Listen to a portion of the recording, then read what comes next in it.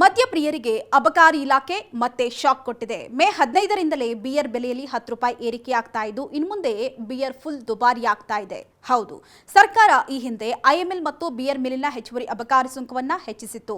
ಇದೀಗ ಮತ್ತೆ ಎಐಡಿಯನ್ನ ಏರಿಕೆ ಮಾಡಿ ಅಂತಿಮ ಅಧಿಸೂಚನೆಯನ್ನ ಹೊರಡಿಸಿದ್ದು ಈ ಪರಿಷ್ಕೃತ ದರವು ಮೇ 15ರಿಂದಲೇ ಜಾರಿಯಾಗ್ತಾ ಇದೆ. ಇನ್ನು ಬಿಯರ್ನ 3 ಸ್ಲ್ಯಾಬ್ನಲ್ಲಿ ಬೆಲೆಯನ್ನ ಏರಿಕೆ ಮಾಡಿದ್ದು ಅದರಲ್ಲಿ ಐಎಂಎಲ್ ಮೊದಲ 3 ಸ್ಲ್ಯಾಬ್ಗಳಿಗೆ 15 ಇಂದ 4ನೇ ಸ್ಲ್ಯಾಬ್ಗೆ 5 ರೂಪಾಯಿಯನ್ನ ಏರಿಕೆ ಮಾಡಿದೆ. ಅದೇ ರೀತಿಯಾಗಿ ಬಿಯರ್ ಮೇಲಿನ ಎಐಡಿಯನ್ನ ಶೇಕಡ 195ರಿಂದ ಶೇಕಡ 200ಕ್ಕೆ ಅಂದ್ರೆ ಶೇಕಡ 5% ಅಷ್ಟು ಹೆಚ್ಚಳ ಮಾಡಲಾಗಿದೆ. ಇದರಿಂದ ಇನ್ಮುಂದೆ ಬಿಯರ್ ಪ್ರೀಮಿಯಂ ಅಥವಾ ಇತರೆ ಬಿಯರ್ ಬ್ರ್ಯಾಂಡ್ಗಳ ಬೆಲೆಯ ಉತ್ಪಾದನಾ ವೆಚ್ಚವನ್ನ ಸೇರಿಸಿ ಪ್ರತಿ ಬಾಟಲಿಗೆ ಸರಾಸರಿ 10ರಿಂದ 15 ರೂಪಾಯಿ ಏರಿಕೆ ಆಗಲಿದೆಯಂತೆ.